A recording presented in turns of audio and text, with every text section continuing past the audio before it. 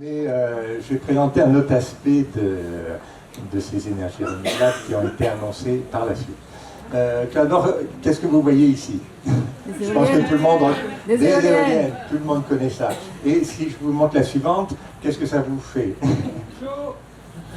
Ben, c'est pas tout à fait le même type d'éolienne, ou plutôt la première diapo c'était les mêmes éoliennes, mais celles qu'on voit d'habitude un peu partout.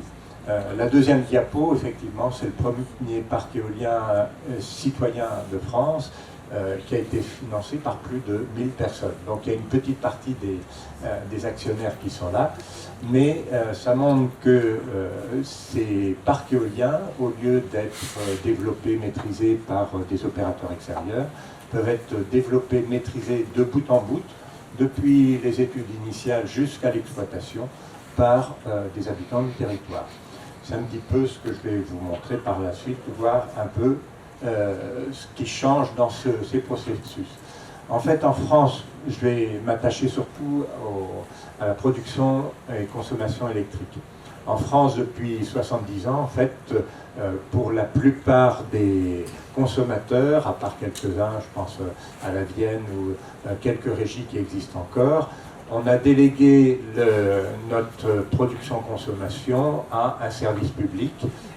Bon, qui est dit service public, on en doute de temps en temps, qui est EDF. Ce qui fait que quand on appuie sur le bouton de l'interrupteur, on ne se pose pas la question de comment ça s'est produit, quel coût ça a, quelle maintenance, etc.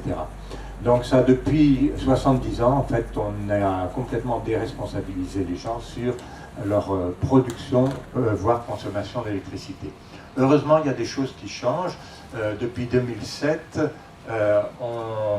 même si certains ont dit on casse le service public, en tout cas, ça permet à des nouveaux acteurs de venir sur le marché.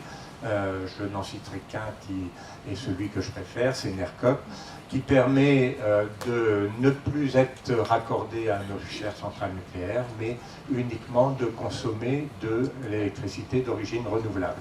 Et là, on est sûr qu'avec Enercop, la quantité de kilowatts qu'on consomme provient effectivement de sources d'énergie renouvelables, même si effectivement dans les tuyaux tout se mélange, mais Enercop injecte autant d'électricité que ce que vous en consommez. Donc effectivement depuis 2007 il y a cette possibilité qui existe et des opérateurs qui s'y mettent, donc plus ou moins vertueux. C'est pour ça que je parle que d'Enercop. Et dans le même temps, certains se sont dit, on peut peut-être faire aussi l'inverse, c'est-à-dire plutôt que de choisir sa consommation, on peut aussi choisir ses modes de production. Alors soit on travaille sur le mode individuel, mais on s'aperçoit que c'est relativement cher quand on travaille au niveau individuel. Tu as parlé un petit peu des éoliennes individuelles par rapport à des éoliennes collectives comme les nôtres en Bretagne.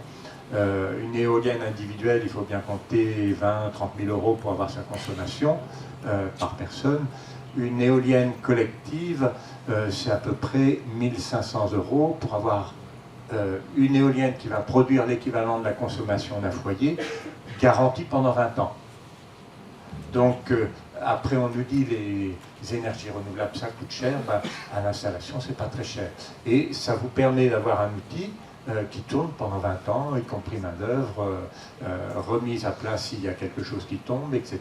Démantèlement compris, puisque bien sûr, pour les énergies renouvelables, on est obligé de penser démantèlement dès la construction des projets. Donc, heureusement que EDF ne doit pas faire ça, parce que sinon jamais il arrivera à construire des centrales nucléaires. Malheureusement. Voilà. Donc le principe, c'est relativement simple. On regroupe de l'argent de tous ces consommateurs et ça nous permet de financer des équipements qui sont effectivement plus performants parce que plus conséquents. Une petite éolienne individuelle va chercher le vent à peut-être 10 mètres maximum de haut, tandis que les éoliennes de nouvelle génération, on prend le moyeu, c'est à 100 mètres de haut, on a des vents beaucoup plus réguliers, la puissance de l'éolienne est liée au carré du diamètre de l'éolienne. Donc, dès qu'on augmente un petit peu le diamètre, on augmente énormément les puissances fournies. D'où l'intérêt plutôt de se regrouper pour faire quelque chose. Alors, du coup, on parle de projet citoyen. Qu'est-ce que c'est que cette histoire-là? C'est simplement, le principe est simple, c'est des citoyens se regroupent, essayent de voir ce qu'il y a comme énergie sur leur territoire et essayent d'exploiter leurs propres ressources, de telle sorte que ces ressources deviennent aussi des ressources pour le territoire, des ressources économiques pour le territoire. Et en plus, ils participent, en participant à la gouvernance, c'est-à-dire à la direction au pouvoir dans ces sociétés de production, on espère bien qu'ils comprennent un peu plus les enjeux de l'énergie et au lieu de seulement produire, ils travaillent aussi aux réductions de leur consommation. Et d'ailleurs, quand on parle de projet citoyen, on associe toujours production et économie d'énergie. Pour citer que nos parcs de Bretagne, où on en a 3 maintenant, chaque parc finance un animateur pour qu'il travaille sur les économies d'énergie pour les riverains et les gens qui ont investi dans ces projets-là. Alors, mener un projet d'énergie renouvelable, ça peut être dans certains cas assez long. Si on prend du solaire, par exemple, ça peut être assez rapide. Tu nous avais parlé de Pleine Sud Énergie, 3 toits solaires sur des communes, sur des écoles de la communauté de communes de Tende. Ça a été assez rapide à monter, bon, pour 500 mètres carrés en tout de capteurs solaires. Donc pour des petits projets, ça peut se monter assez vite. Par contre, effectivement, en France, je ne sais pas pourquoi, dans d'autres domaines, notamment l'éolien, on compte plutôt 10 ans pour monter un projet. En Allemagne, c'est plutôt 3 ans. Je ne sais pas d'où vient la différence, mais... alors, comment on s'y prend? D'une part, c'est important pour tout projet d'énergie renouvelable de faire un petit inventaire de ce qu'on a comme ressources sur le territoire. Effectivement, il y a des territoires où on a plutôt de l'eau qui tombe quand on est en montagne, d'autres endroits où on a plutôt du vent, du solaire, etc. Mais l'avantage des énergies renouvelables, qui sont plutôt diffuses, c'est qu'elles se trouvent partout. Et il n'y a aucun territoire qui manque d'énergie renouvelable. Et même si elles sont diffuses, elles peuvent être exploitées finalement à petite échelle. Et donc, ce qui va faire automatiquement des réseaux plus décentralisés, moins de pertes en ligne, et possibilité aussi qu'un territoire reprenne en main ses productions. Donc, premier temps, on essaye de voir un peu quelles sont les ressources du territoire, ressources tant en termes de ressources d'énergie renouvelable, mais ressources en termes de mobilisation possible des citoyens, quelles sont les compétences, quels sont les gens qui ont envie de se structurer et de s'organiser pour pouvoir se lancer dans un tel projet, et puis ensuite quelles sont les ressources financières pour pouvoir financer ces projets d'énergie renouvelable. Donc tout ça, on les mène en parallèle, et c'est plutôt les aspects techniques et réglementaires qui sont longs à développer que les aspects financiers ou les aspects organisationnels dès le départ. Mais en tout cas, ce qui est intéressant, c'est que dans ce type de projet, on va avoir besoin de multiples compétences et quand on regroupe des citoyens, on s'aperçoit en fait qu'on bénéficie dans ces regroupements de citoyens de compétences énormes. Je vois, nous, quand on a commencé sur nos projets, personne ne connaissait ni les aspects éoliens, ni les aspects techniques. Enfin, personne n'était spécialiste de ça, mais tout le monde, tous ensemble, on était une trentaine de personnes à bosser là-dessus, ben, on s'est aperçu que en travaillant nous-mêmes, finalement, on arrivait, en mettant ensemble toutes ces compétences, à avoir des capacités qui dépassaient largement nombre de bureaux d'études. d'autant qu'on s'adosse de toute façon à des spécialistes pour certains domaines. Bien sûr, on va faire appel à des bureaux d'études spécialisés pour le vent ou l'acoustique ou bien des aspects techniques, mais tous les citoyens qui sont sur place peuvent en maîtriser une partie, ou en tout cas, c'est important qu'ils en maîtrisent la connaissance pour pouvoir discuter quasiment d'égal à égal avec les bureaux techniques pour ne pas se laisser embarquer dans des solutions qu'ils ne veulent pas. Donc, tout cet aspect montée en compétences et utilisation des compétences locales, c'est quelque chose qui est extrêmement dynamique en termes territoriaux. On était 30 personnes à bosser ensemble pendant des années pour construire un projet. Quand vous associez à peu près 1000 personnes qui vont participer pour financer ces projets, au niveau d'un petit territoire, ça fait une sacrée dynamique qui peut se reporter ensuite sur d'autres projets et donc engager vraiment toute une dynamique de changement d'habitude et de consommation. Donc, ce que je résume un peu ici, pourquoi faire un projet citoyen d'énergie renouvelable? Tout d'abord, un projet d'énergie renouvelable, c'est pas forcément bon pour un territoire. Parce que si on place les éoliennes n'importe où, si on fait des usines de mécanisation qui vont produire plus une agriculture intensive, etc., ou des regroupements tels qu'il y aura énormément de transport pour amener les déchets, c'est pas forcément bien. Donc, quand un projet est maîtrisé par le territoire connaît l'endroit où il habite, connaît les problèmes éventuels, connaît les relations entre les acteurs et peut beaucoup plus facilement intégrer un projet et de ce fait aussi limiter les oppositions. Parce qu'on voit que pour nombre de projets, je pense notamment à l'éolien, dès qu'il y a un projet, il y a un comité d'opposition qui se monte.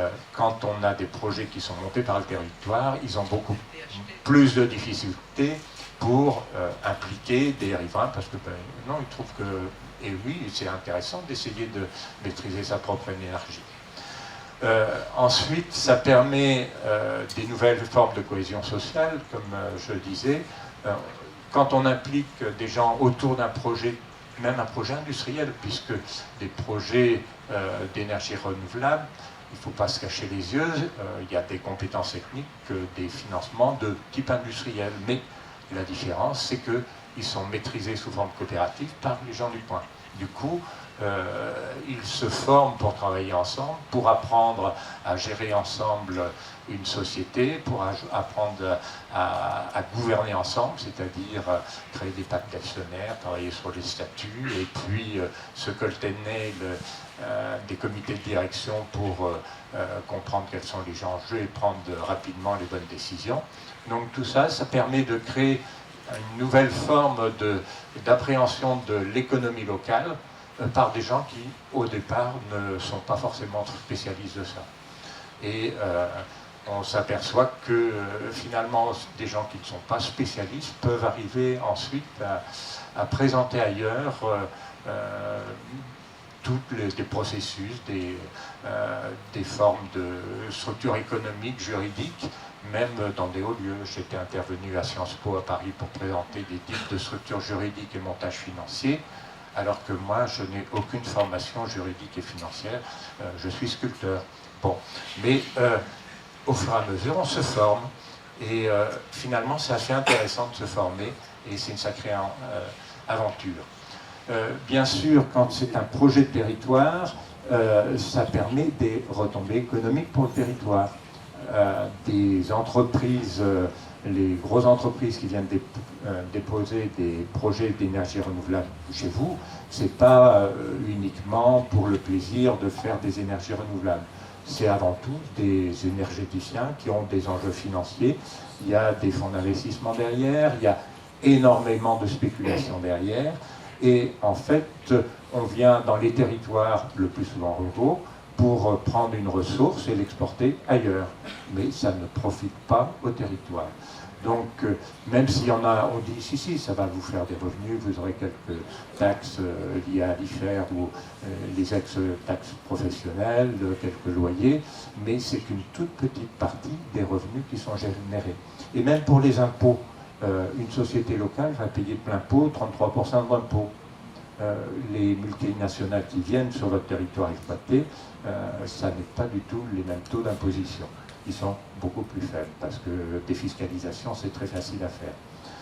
Donc, ça fait des retombées économiques pour un territoire. J'aime bien citer un maire de Saint-Georges-sur-Arnon, une toute petite commune dans l'Indre, Jacques Palace.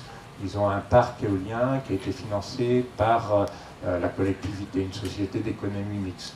Ils ont un parc de 10 MW qui tourne depuis 4 ans. Au bout de 4 ans, il m'a dit on a récupéré 4 millions d'euros d'autofinancement possible pour la commune. Donc, on baisse les impôts locaux, on imagine même de les supprimer, on crée des tas de services pour la collectivité, et puis on va refaire un deuxième parc éolien, mais là, il va être financé par les citoyens. Donc, c'est vraiment pour se dire que ce sont des ressources pour les territoires, et dans les territoires ruraux notamment, souvent on manque de ressources. Et bien, exploitez les ressources qui sont chez vous. Et bien sûr, ça permet d'impliquer les citoyens et les collectivités dans un projet, une meilleure acceptation locale, parce que, effectivement, ça peut déranger certains, ça peut créer des gènes, des projets d'énergie renouvelable, et c'est important, d'une part, de les minimiser, de les gérer sur la totalité de la durée de vie d'un projet, et puis de tenir compte des avis des uns des autres, pour essayer de faire des projets qui ont le moins de gêne possible, même si ça transforme de toute façon un paysage d'un territoire. Je cite les éoliennes, effectivement, une éolienne dans un paysage, ça se cache un peu plus difficilement qu'une centrale nucléaire à 100 km de chez soi, mais quand on connaît les enjeux, quand on sait à quoi ça sert et que quand on appuiera sur le bouton de son interrupteur, ça sera de l'éolienne, l'énergie de l'éolienne qui est derrière soi, et en plus si on a participé au financement, on l'accepte beaucoup mieux. Et pour finir, on fait le pari que d'impliquer les gens dans la production de l'électricité, ça leur permet de comprendre un petit peu les coûts, les enjeux, et finalement, à l'arrivée, de réduire plus facilement leur consommation. C'est aussi pour ça que nos projets accompagnent les riverains pour permettre qu'ils limitent leur consommation. Un exemple relativement local, les toitures solaires des écoles, de 3 écoles à Caen. Donc un projet qui a été monté par une association, une société coopérative d'intérêt collectif local.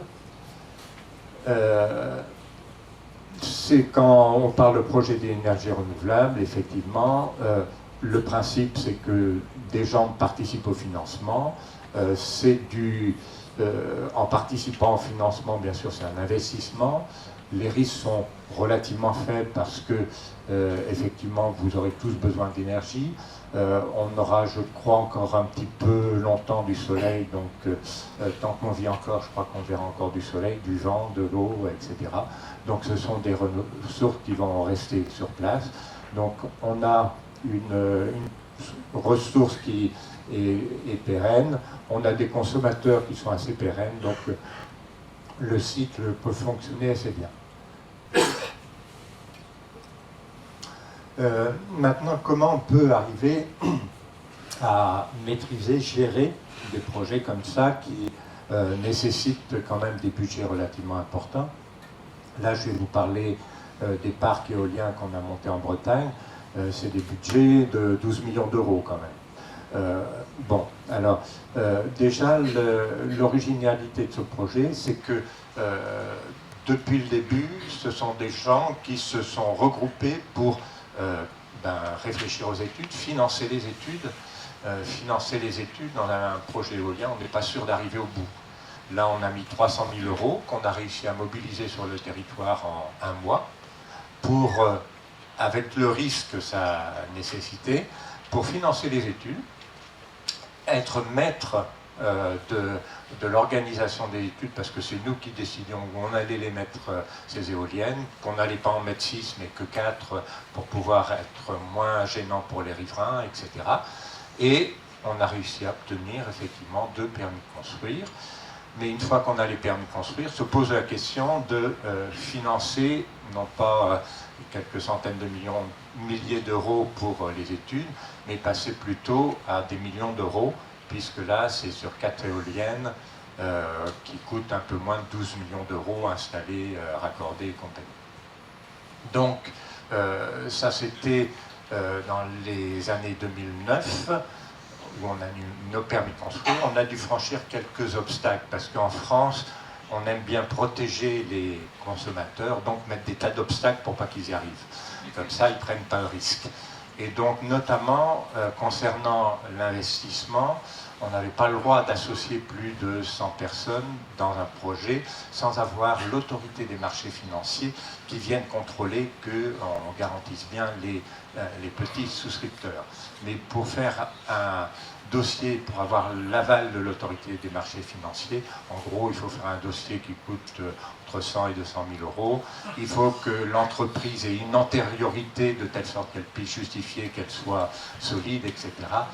Donc, a priori, ce n'était pas possible.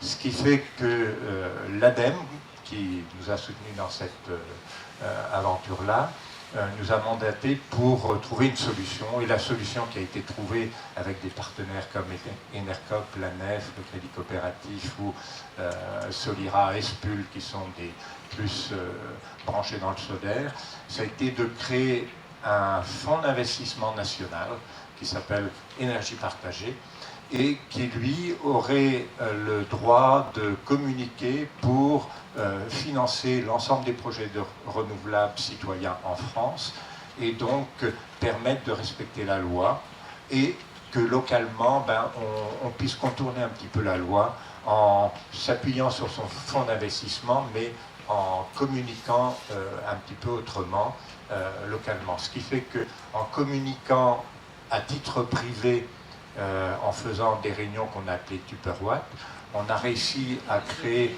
53 clubs d'investisseurs qui regroupent 800 personnes et qui ont amené 1,4 million d'euros dans notre société pour petit à petit compléter nos fonds propres. Quand je parle de fonds propres et quand je parle de ce type de projet de 12 millions d'euros, on ne finance pas directement les 12 millions d'euros.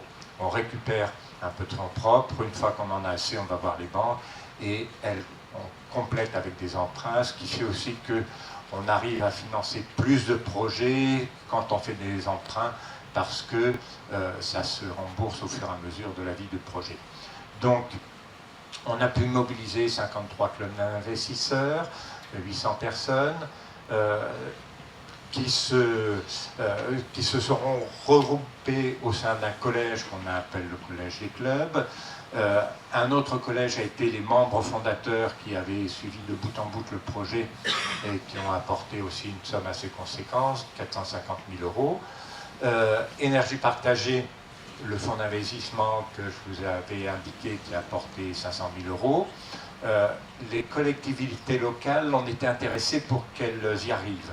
À l'époque, elles ne pouvaient pas rentrer en direct dans une société de production, elles devaient passer par une société d'économie mixte, ce qui est un peu compliqué, ce qui fait que nos communes riveraines ne sont pas rentrées dans le projet.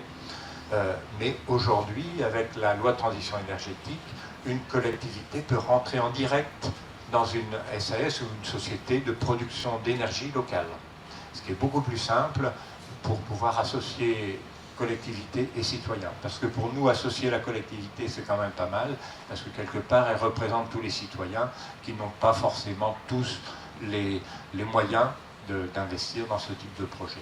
Donc pour nous, c'est intéressant de travailler avec une nouvelle habitude de gouvernance qui associe directement les citoyens et les collectivités. Et ça, c'est aussi un peu nouveau pour les collectivités, c'est un petit peu dur à apprendre. Je vois par exemple pour notre projet où c'était la région Bretagne qui a voulu rentrer, mais elle a apporté peu, 300 000 euros sur 2,7 millions. Mais elle voulait dicter sa loi. Elle disait, le poste aux économies d'énergie, nous, on n'en veut pas parce que ça fait diminuer les retours sur investissement. Donc, nous, on n'en veut pas. Alors, elle dit, non, nous, c'est inscrit dans le permis de construire, de toute façon, ça ne peut pas changer. Ensuite, la région a dit, ben, bon, c'est bien joli, mais avoir affaire à 1000 particuliers au sein de la société, et nous, ben non, regroupez-vous au sein d'une société, puis comme ça, il n'y aura que 2 sociétés, nous, plus les citoyens, la société de citoyens. Alors, elle dit, ben, non, nous, on n'a pas besoin de vous. On n'a pas besoin de vos 300 000 euros, c'est pas compliqué pour retrouver 300 000 euros. Par contre, ça nous intéresse que politiquement vous soyez là pour associer la collectivité sur un projet de citoyen. Donc ça prend à laisser. Bon, le lendemain, ils ont accepté. Mais si les citoyens ne sont pas suffisamment forts localement pour se mobiliser, pour mettre aussi de l'argent dans leur... Parce que, mine de rien, l'argent, c'est l'autonomie. Hein, si vous ne mettez pas un peu d'argent au pot, vous allez vous faire guider par d'autres qui n'ont pas du tout les mêmes intérêts. Et du coup, avec cette autonomie, ben, on décide effectivement de ce qu'on veut, faire des économies d'énergie, de la façon dont on va gouverner. C'est une personne, une voix. Le plus petit actionnaire chez nous, c'est 23 euros. Il a le même pouvoir que les plus gros actionnaires physiques qui ont mis 50 000. Ou bien, au sein des membres fondateurs, on a notre société qui avait apporté le permis de construire, qui a été évalué à 1 million d'euros. Et 23 euros a le même pouvoir que cette société qui a apporté 1 million d'euros. Donc, et ça fonctionne. Là, en fait, cette société marche depuis 2009, a dû franchir quelques aspects compliqués parce que, notamment à un moment donné, le tarif d'achat de l'électricité avait été remis en cause par les anti-éoliens. Donc plus de tarif d'achat d'électricité, plus d'emprunts bancaires possibles, parce que les banques, courage Fillon, dès qu'il y a un petit risque, elles ne sont plus là. Et bien, ce sont les clubs d'investisseurs qui, en une matinée, ont décidé à l'unanimité d'engager leurs fonds propres pour commencer les travaux, pour faire que le projet soit maintenu, parce que sinon, le permis de construire n'était plus valable et on n'avait plus de permis de construire. Une matinée, tout le monde a décidé à l'unanimité, moins une abstention, pour lancer les travaux. Et ensuite, quand ça s'est arrangé au niveau des tarifs d'achat, bien sûr, les banques sont revenues. Mais pas les banques françaises, parce que c'est un projet nouveau, c'était le premier en France, c'était coopératif, une personne nous voit, oh que là, on n'aime pas beaucoup ça, même avec les banques avec qui on travaillait, le crédit coopératif par exemple. Donc on est allé voir en Belgique une banque qui est un peu l'équivalent de la nef Triodos, qui finançait déjà des projets de ce type-là en Belgique, qui a dit bah ok, on vient, pas de problème. Du coup, crédit coopératif, la nef, BPI France ont bien voulu venir après. Deuxième projet, ça a été un peu l'inverse, c'est-à-dire qu'on a fait un appel d'offres aux ventes, il y a une dizaine de banques qui ont répondu, on a dit ben nous on va prendre ça et ça. Voilà, et on a choisi BPI France et Triodos en deuxième. Comme quoi, en France, dès qu'on a un projet innovant, il ne faut pas attendre d'être soutenu par les banques. Il faut vraiment aller au-delà et prendre des risques pour les bousculer un petit peu. En tout cas, ce fonctionnement, ça fonctionne. Ça a permis de mener la construction de parcs et l'exploitation du parc depuis début 2014. Et les décisions sont prises rapidement. Il y a un collège de 12 administrateurs qui se réunissent une fois par mois, qui décident de toutes les choses. L'exploitation est faite par du coup une entreprise qu'on a créée, parce que quitte à commencer à créer des entreprises, on doit être à 5 entreprises qu'on a créées actuellement qui gèrent chaque fois différents projets. Donc on a une entreprise, Site à voie de développement, qui gère l'exploitation du parc, qui fait le suivi de construction d'autres parcs, qui fait du développement encore pour d'autres parcs et qui suit actuellement une quarantaine de projets en France. Donc si vous avez des idées de développer de ce type de projet, actuellement il y a de la ressource. Bon, il y a nos bureaux de Tulle, mais il y en a d'autres qui existent à côté. Et on a des possibilités de vous accompagner pour pouvoir faire ce type de projet. Donc, comment se lancer là-dedans? D'une part, il faut, notamment si vous êtes une collectivité, se dire, tiens, ben, est-ce que vous voulez vous accepter un projet localement, ou est-ce que vous voulez accompagner ou être pilote d'un projet? Ces trois possibilités sont possibles. sachant que nous, ce qu'on privilégie, c'est plutôt l'association collectivité plus citoyen. En tout cas, si en tant que collectivité, vous faites affaire avec un développeur privé, faites-vous accompagner pour ne pas vous faire bananer, parce que ça n'est quand même pas les mêmes intérêts. À titre d'exemple, dans le domaine éolien que je connais bien, un permis de construire, vous ne pouvez pas imaginer le prix que ça vaut. Ça se valorise actuellement de bénéfices 1 million d'euros par machine. Simplement pour avoir un petit papier A4 qui dit vous pouvez construire votre parc. Et ça coûte 1 million, ça se vend sur le marché 1 million d'euros par machine pour 2 mégawatts. Donc, si vous le faites vous-même, vous gagnez vite 4 ou 5 millions d'euros, ce n'est pas négligeable. Donc, et ça, on se retrouve actuellement dans l'énergie, et l'énergie renouvelable est vraiment un marché spéculatif. Donc, si vous laissez ça aux grands groupes, on rentre dans cette spéculation. Si vous reprenez ça en main, et c'est possible de reprendre en main, quitte à s'appuyer sur des bureaux d'études spécialisés, mais il faut que ce soit vous qui soyez les pilotes, et non pas vous faire piloter par ces bureaux d'études. Donc pour cela, il faut monter en compétence aussi, pour comprendre les enjeux, comprendre le montage financier, comprendre les aspects techniques, de telle sorte que vous en restiez maître et que vous n'écoutiez pas la parole divine de ces bureaux d'études dans les croyances sur parole. Ils détiennent une part de la vérité, mais ils n'ont pas forcément les mêmes intérêts que vous. Si vous êtes développeur, c'est-à-dire les bureaux d'études qui montent ce type de projet, ça peut avoir un intérêt pour vous, ne serait-ce que parce que ça facilite l'acceptation locale. Par contre, il faudra sans doute accepter de perdre une part de votre gouvernance, de partager cette gouvernance et votre pouvoir. Sinon, ça n'est pas un projet citoyen, ça n'est pas un projet local. Et si vous êtes citoyen, se lancer dans une aventure comme ça, c'est effectivement une aventure. Ça peut prendre du temps, mais c'est extrêmement formateur, dynamisant.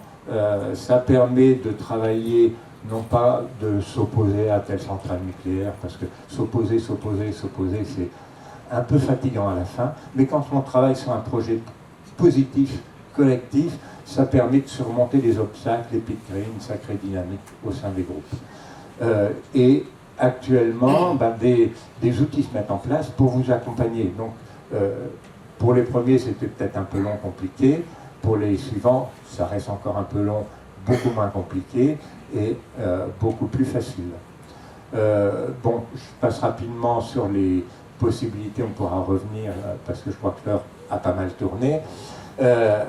Il y a différents scénarios possibles, un peu comme je disais pour des collectivités. Soit vous pouvez accompagner un projet qui est porté par des citoyens, soit c'est le projet qui est porté directement par la collectivité, soit c'est un développeur qui est sur le territoire et vous leur dites « hop là, nous on veut bien, mais on veut bien prendre part et puis on veut bien maîtriser le projet ». Et c'est de la négociation, mais les collectivités ont parfaitement le pouvoir de reprendre en main, parce qu'elles ont tout à fait le pouvoir de bloquer un projet. Il suffit de dire, nous on n'autorise pas l'accès au convoi de 100 tonnes qui vont passer sur nos routes, et puis le développeur ne pourra pas construire son projet. C'est pas plus compliqué que ça. Si la collectivité dit dans les enquêtes publiques, nous on y est opposé, ça sera un petit peu difficile pour obtenir les permis de construire. Donc, la collectivité a du pouvoir, et il faut qu'elle s'en serve. Et il faut qu'elle s'en serve à bon escient pour vraiment refaire des projets de territoire. Je vais passer un peu plus tout ça parce que je pense que ça, on peut revenir là-dessus sur les questions. Donc, je vous ai parlé de la création de ce mouvement énergie partagée en 2010, qui s'est donné comme objectif de cette réappropriation de l'énergie par les habitants du territoire, pour favoriser d'une part des retombées économiques pour le territoire et surtout de prendre vraiment cette maîtrise de la question énergétique qui inclut notamment la maîtrise des consommations, parce que en gros les particuliers c'est 50% des consommations d'énergie minimum. Donc si on n'implique pas les particuliers dans des changements de mode de vie et de mode de consommation d'énergie, la transition énergétique, les problèmes d'effet de serre, on ne les résoudra pas. Donc il faut absolument arriver à intégrer l'ensemble des citoyens, ou le plus possible de citoyens, en faisant tâche d'huile, en les intégrant dans ces projets locaux. Et le pari, comme je disais, qu'on fait, c'est que s'ils sont intégrés dans la production, ils seront un peu plus sensibilisés aux problèmes de production. Quand on parle d'énergie citoyenne, de projet citoyen, on a cadré ça un peu par une charte qui donne en gros un cadre ou des limites à ce type de projet pour ne pas, en gros, verdir des projets industriels qui ne sont pas vraiment citoyens. Donc, première chose, il faut que ça soit un ancrage local. C'est-à-dire, on n'est pas pour venir implanter un projet chez vous alors qu'on n'est pas du territoire. Il faut que les projets soient accompagnés par les acteurs du territoire, que ce soit des citoyens ou des collectivités, qu'ils en aient la maîtrise à long terme, et pas seulement pour quelques pourcentages de participation symbolique. Il faut qu'ils aient une place prépondérante. Il faut que la gouvernance soit ouverte et transparente et démocratique. En gros, une personne, une voix, même si on fonctionne par collège, c'est le même principe. Que, en termes écologiques, on ait une attention vraiment forte sur les enjeux des installations, au niveau de la méthanisation, de l'hydraulique, on peut faire des tas de conneries, au niveau de l'éolien, selon le mode d'implantation de ces machines. Donc, il faut qu'on ait une attention toute particulière à ça. Et le but, même si ce sont des projets rentables, le but, c'est pas de faire la spéculation sur l'énergie, c'est-à-dire de développer un projet, de le revendre ensuite en faisant une grosse plus-value pour aller refaire de la plus-value ailleurs. L'idée, c'est vraiment une exploitation dans la durée, au meilleur coût, de telle sorte que les coûts de gestion et exploitation soient gérés avec des retombées maximum au niveau local. C'est ça qui encadre les projets et qui fait qu'on a monté donc, ce mouvement énergie partagée qui s'est donné deux missions. D'une part, appuyer, accompagner les porteurs de projets locaux, c'est l'association énergie partagée qui le fait, et d'autre part, créer un outil de financement, le fonds énergie partagée investissement, qui permet de collecter de l'épargne locale. Aujourd'hui, on en est un peu plus de 12 millions d'euros apportés par plus de 5000 personnes qui permettent de financer, là actuellement il y a une trentaine de projets d'énergie renouvelable citoyens qui ont été financés en France. Alors il y a du solaire, il y a de l'éolien, de l'hydraulique, de la méthanisation, de la biomasse avec notamment des micro-chaufferies bois, mais pour l'instant on n'a pas encore réussi et on aimerait bien réussir à financer aussi des projets de maîtrise de l'énergie. Les modèles économiques sont un peu plus complexes et souvent les taux de retour sont plus longs, donc c'est moins évident pour les financements. En tout cas, l'association est là pour vous accompagner, pour d'une part faire de l'information pour dire que c'est possible, que ça existe, pour vous aider à vous structurer localement, pour vous former, créer des formations, pour faire des échanges d'expériences entre différents projets, parce que là, si on accompagne à peu près 200 projets en France, il y a chaque fois des modalités différentes. Et l'idée, c'est qu'on est dans la coopération, c'est-à-dire qu'on échange toutes les informations sur les structures juridiques, les montages financiers, les partenaires techniques qu'on peut avoir, de telle sorte que ça soit le plus facile possible à développer. Et puis, pour ce qui est de la phase investissement, ben le fonds énergie partagée peut être là et va pouvoir être là de plus en plus dès l'origine des projets.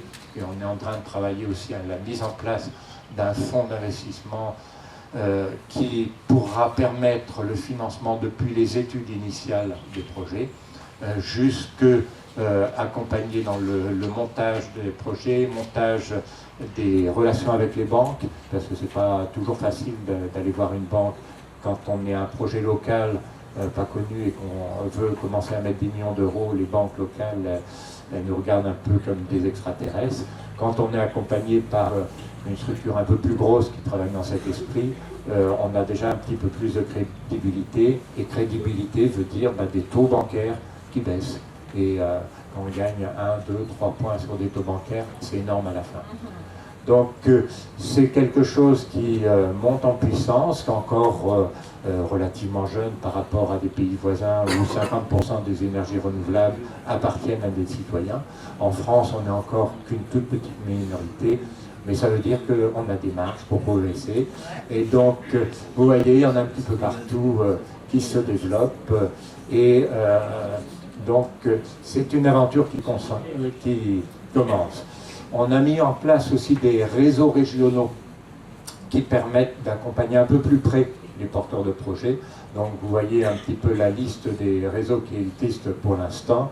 Il n'y en a pas en Normandie, mais il y a des structures qui pourraient accompagner et qui pourraient se lancer là-dedans aussi. En tout cas, on a des relais un petit peu partout. Si vous ne les connaissez pas, vous pouvez toujours nous contacter pour voir. Et puis, même si vous n'avez pas envie de vous lancer directement dans la construction d'un projet, vous pouvez toujours participer au financement, c'est-à-dire que vous avez tous quelques économies, ou au moins une bonne partie d'entre vous ont des économies, et vous pouvez vous dire que vous pouvez participer simplement à cette production d'énergie renouvelable, à cette transition énergétique, avec vos quelques sous, à partir de 100 €, vous pouvez investir dans l'énergie partagée et participer à ce financement. Bien sûr, vous pouvez participer en direct dans des projets, mais ça demande un peu plus de temps et d'énergie. C'est plus passionnant aussi, mais la possibilité la plus simple, c'est de souscrire via Internet à énergie partagée, et ça permettra, à partir de tranches de 100 €, on pousse pour que ça soit un peu plus. Je prends souvent comme exemple, si vous investissez 1000 €, 1500 €, ça vous donne l'équivalent de votre consommation d'énergie électrique pendant 20 ans. Bon. Donc comme ça, même si financièrement le taux de retour est autour de 4% moyenné sur 10 ans, donc c'est de l'investissement long. Hein. C'est pas, il ne faut pas mettre des sous et puis les reprendre 6 mois après, vous ne gagnerez rien. Et ça ne permettra pas de faire avancer les projets. Par contre, c'est de l'investissement long terme, et en tout cas, symboliquement, ça veut dire que vous aurez permis de faire émerger sur des territoires que vous pouvez choisir. D'ailleurs, vous pouvez orienter et soutenir tel ou tel projet. Ça vous aura permis de faire émerger des projets de territoire d'énergie renouvelable citoyen. Voilà. Donc, il y a un peu toutes sortes de projets qui ont été financés, c'est pas fini, et on est soutenu par l'ADEME notamment, pas mal là-dessus.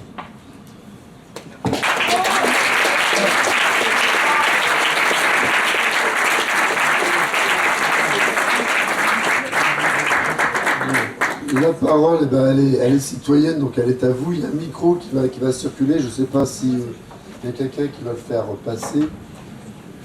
Il y a des petites brochures comme ça. Ceux qui n'en ont pas eu peuvent en réclamer ici.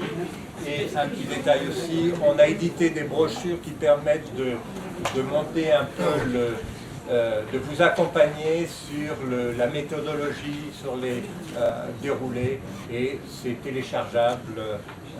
Donc notamment sur le site de Taranis, qui est le réseau en Bretagne des porteurs d'énergie renouvelable, et ou bien sur le site d'énergie partagée. Moi, c'est juste demander si vous avez déjà été médiatisé.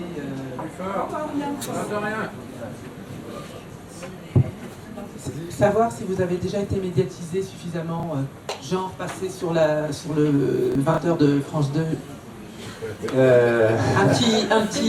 Le projet coopératif, ce type de projet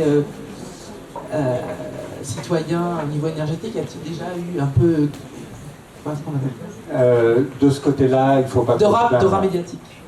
De ce côté-là, il ne faut pas se plaindre, on est passé sur toutes les télés, ça toutes les radios. Bon, il y a encore eu une page dans Le Monde cet été.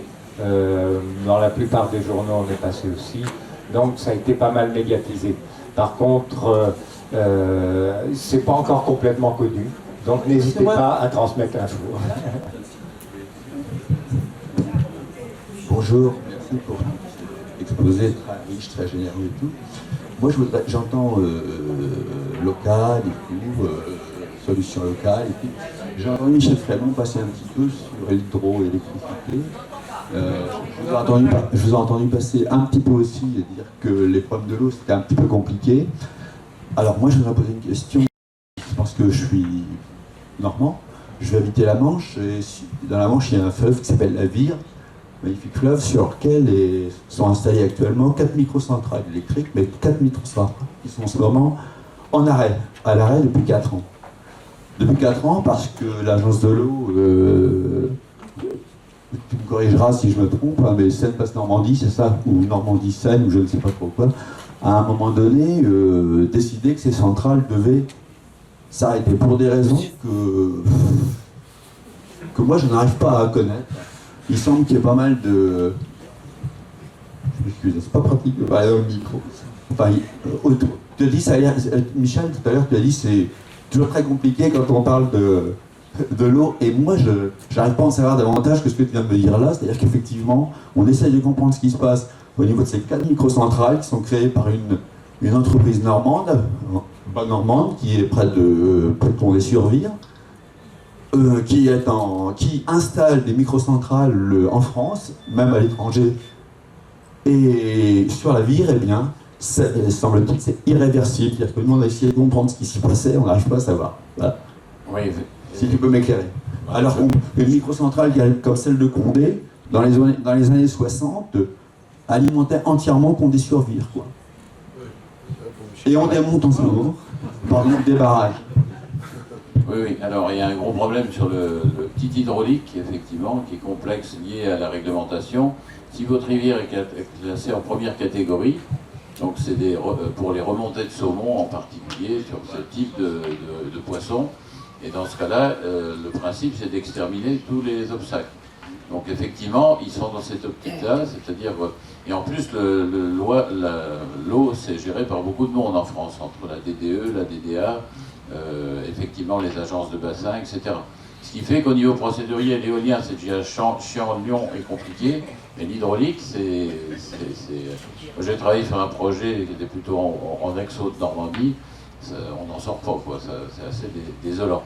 Donc il faudrait... Pas pourquoi. Parce qu'au niveau réglementaire, c'est le préfet qui à la fin qui a la décision finale. Donc là, on peut te faire monter des... Et de toute façon, si c'est interdit, c'est interdit. Je veux dire, on peut plus. C'est dans la loi que j'ai fait voir tout à l'heure, c'est bien marqué, première catégorie, niette, c'est fini. Donc si vous êtes sur une première catégorie, c'est fini. Par contre, les autres, c'est long, compliqué et chiant. Alors le mieux, c'est d'avoir un droit d'eau qui remonte avant le 1789, parce que les révolutionnaires ont oublié de modifier ces textes.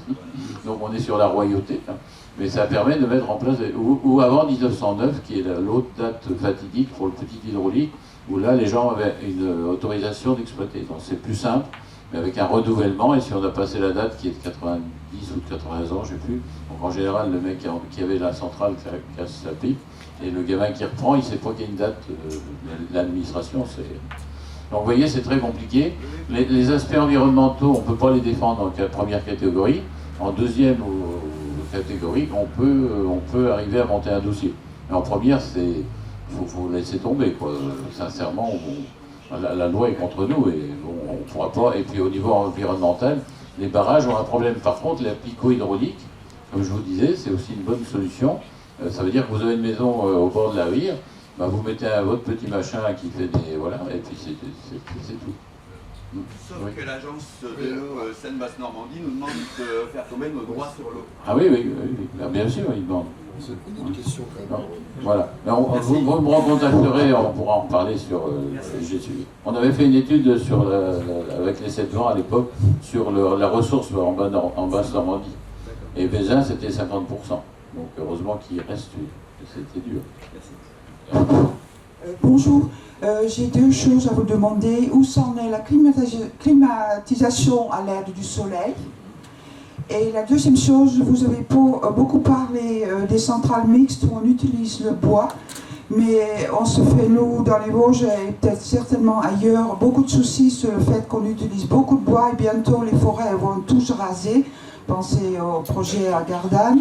Et on va se retrouver avec du bois qui va être planté avec des arbres qui doivent pousser vite et la biodiversité, bonjour, il n'y en aura plus. Donc, deux choses sur la climatisation et sur le bois. Donc effectivement, la clim solaire, c'est vrai qu'en Normandie, on se sent un peu moins concerné. Si vous faites une maison bien conçue en Normandie, il n'y a pas raison de creuser être chaud. Mais faites gaffe avec la RT 2012, comme l'aspect surchauffe d'été est mal pris en compte, il y a des gens qui vont avoir des maisons neuves et ils vont crever de chaud s'ils ne pensent pas faire comme dans le Midi, à fermer les volets. Hein.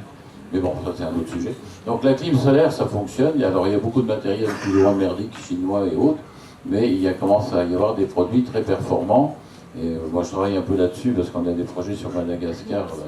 Donc la bosse, effectivement, c'est la clim, autant qu'elle soit solaire qu'électrique classique.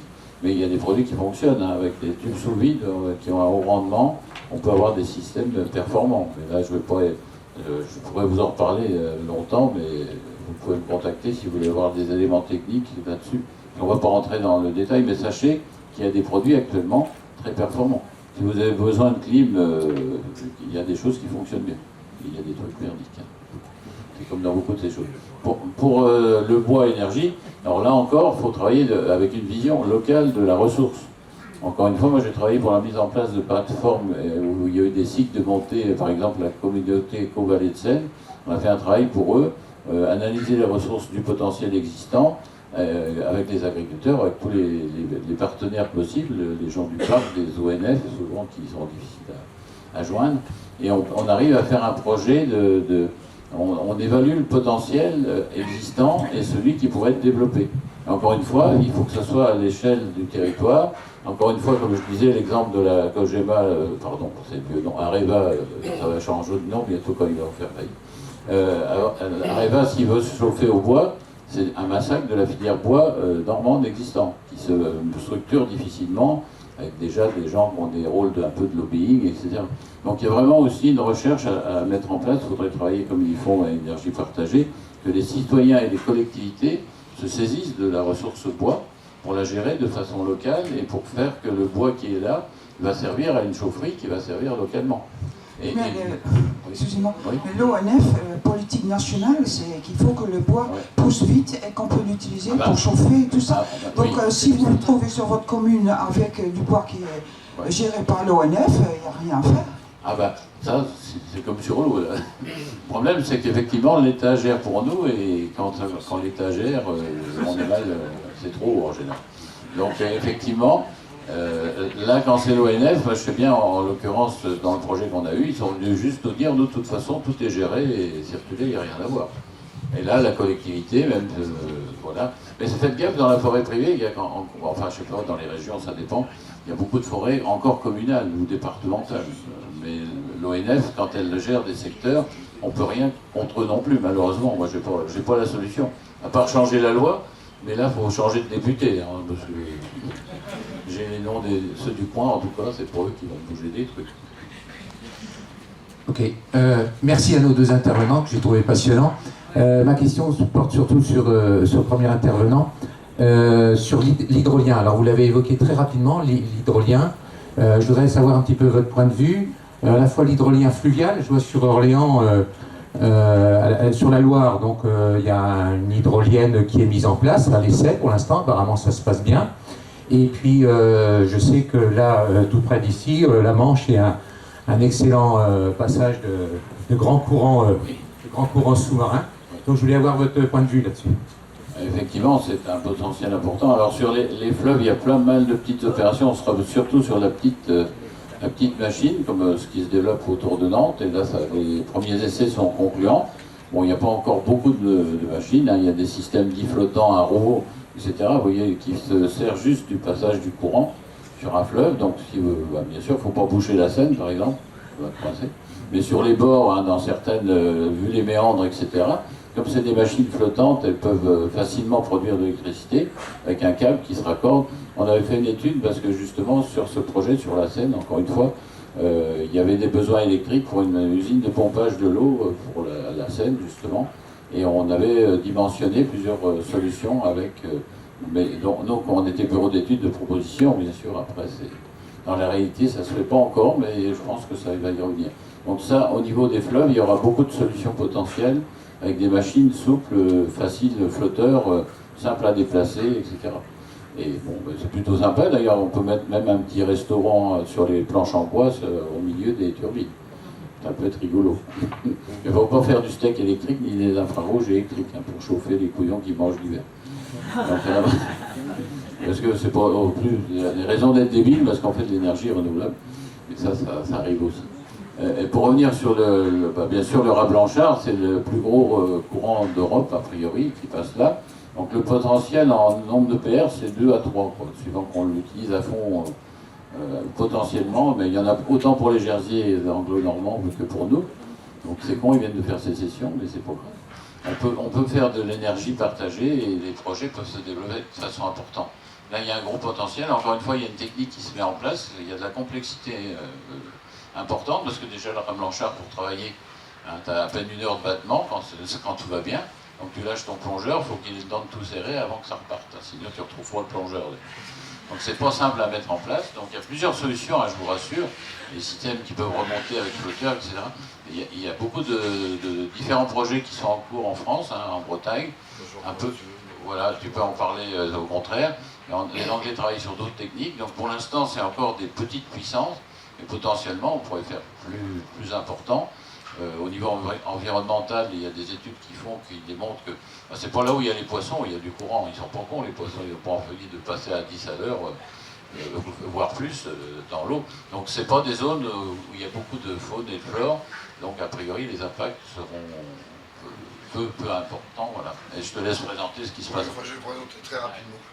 Donc en Bretagne, il y a 2 projets qui sont quand même très avancés. Un projet EDF, mais qui est toujours à l'état d'expérimentation, donc au Haut de Bréa, donc c'est au nord de Paimpol, pour ceux qui connaissent la région. Il y a un projet qui lui est en production, puis un projet d'ailleurs, c'est une centrale en production, je ne sais pas la puissance exacte, donc dans le front vert, à côté d'Ouessant, là les endroits. C'est 1 mégawatt, donc ça, en fait, elle est destinée surtout à alimenter l'île d'Ouessant, principalement parce qu'elle est raccordée sur l'île. Voilà, donc sur la Macron, les 2 seuls projets qui sont effectivement opérationnels, quasi opérationnels. L'intérêt quand même de l'hydrolien, c'est qu'on a une source d'énergie qui est maîtrisée, les marées, on les connaît très longtemps à l'avance, donc on est capable de savoir quasiment heure par heure la capacité de production et donc ce qu'on va injecter sur le réseau. Et donc à partir de là, donc en base, c'est tout à fait gérable en production de base, et effectivement ça permet après avec l'éolien de faire face à des besoins plus particuliers. Voilà. Mais là, c'est vrai qu'en France, ça avance très lentement, c'est compliqué, parce que ça coûte cher, il y a une certaine réticence, je crois, sur l'hydrolien, que je ne comprends pas bien, mais bon, ce sera l'occasion d'en parler dans le débat peut-être, on va surtout essayer d'avancer. Je prends le micro, c'est... Je prépare ma question. Plus que l'aspect technique, moi c'est un peu l'aspect philosophie et politique. Parce que ce qui me gêne, quand l'un de vous a dit que ça faisait 70 ans ou 75 ans qu'on était captif du service public, ça me gêne quand même un peu parce que le service public c'était aussi un véritable service public et pas ce qui est devenu EDF aujourd'hui, Engie, etc. C'était quand même l'égalité des droits pour tous les citoyens, quel que soit et leur localisation en France et leurs moyens, d'avoir accès à une énergie à bas coût. Voilà. C'est le même problème pour l'eau. Et donc, je trouve ça très intéressant de se regrouper, de faire des projets locaux, de travailler des solutions techniques. Mais est-ce que c'est parallèlement à cette énergie qu'on dépense pour le local, on ne pourrait pas aussi dépenser cette énergie au niveau national? Parce que pour moi, la citoyenneté, c'est au niveau national, surtout. Parce que sinon, ce sont des projets collectifs, mais développer le local, c'est très bien. On sait très bien que les régions sont inégales au niveau des ressources. Et moi, c'est un peu sur cet aspect que ça me gêne. Voilà. Donc, j'aurais voulu avoir votre point de vue, c'est-à-dire de quelle façon l'implication des gens, et pas simplement des gens initiés comme nous ou intéressés, c'est-à-dire de l'ensemble des citoyens, effectivement, et là on est en plein dans la citoyenneté, de quelle façon on peut agir pour avoir une production d'énergie qui ne soit pas dispendieuse, qui soit intelligente et qui soit au bénéfice de la majorité. Je veux bien répondre, et puis les autres pourront compléter. C'est vrai que c'est moi qui ai dit ça. Malheureusement, notre service public EDF ne fait pas son boulot. C'est pas un service public, c'est plus un service public. Voilà. Il ne fait plus son boulot, même si l'État est encore majoritaire dedans. Bon. Et c'est bien... moi je viens aussi de la lutte antinucléaire depuis des années, etc. Et je dis souvent aussi, on peut lutter contre, mais de temps en temps c'est bien de proposer d'autres solutions. Ce qui n'empêche pas que nous, dans les projets citoyens, on trouve extrêmement important que les collectivités soient présentes. Hein. Et en termes de collectivité, on s'aperçoit aussi, par exemple pour les syndicats d'énergie, qui sont propriétés des communes, ce qui était ERDF avant.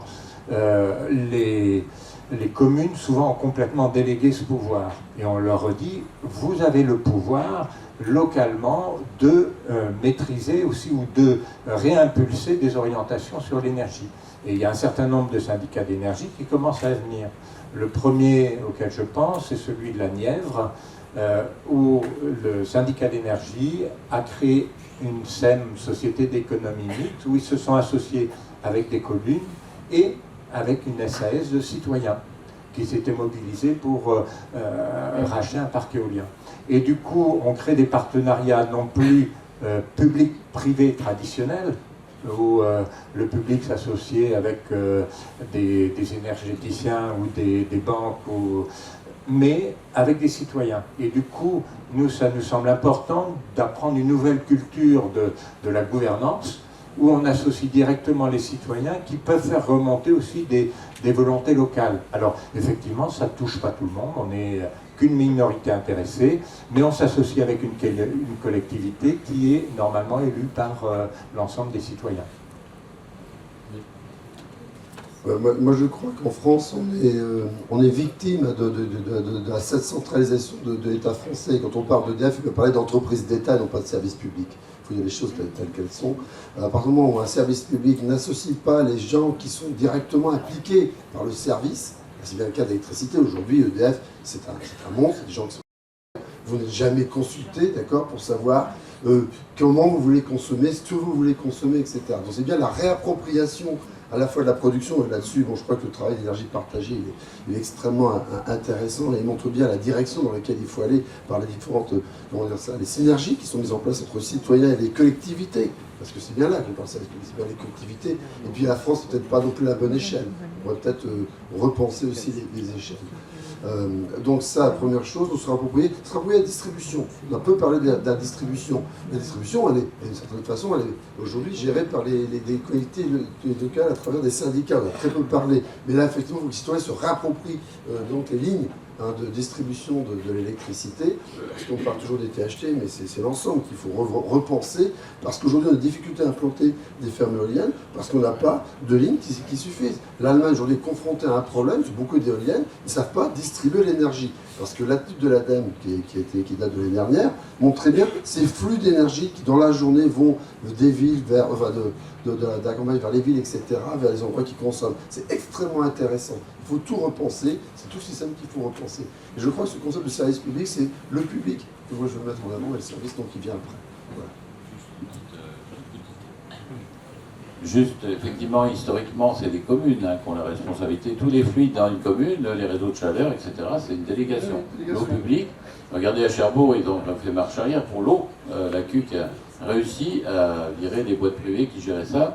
Alors, ils remplaçaient soi-disant les consorts tous les 10 ans, ils faisaient payer surtout la facture, ils ne les remplaçaient pas toujours. Donc c'est toujours pareil, quoi.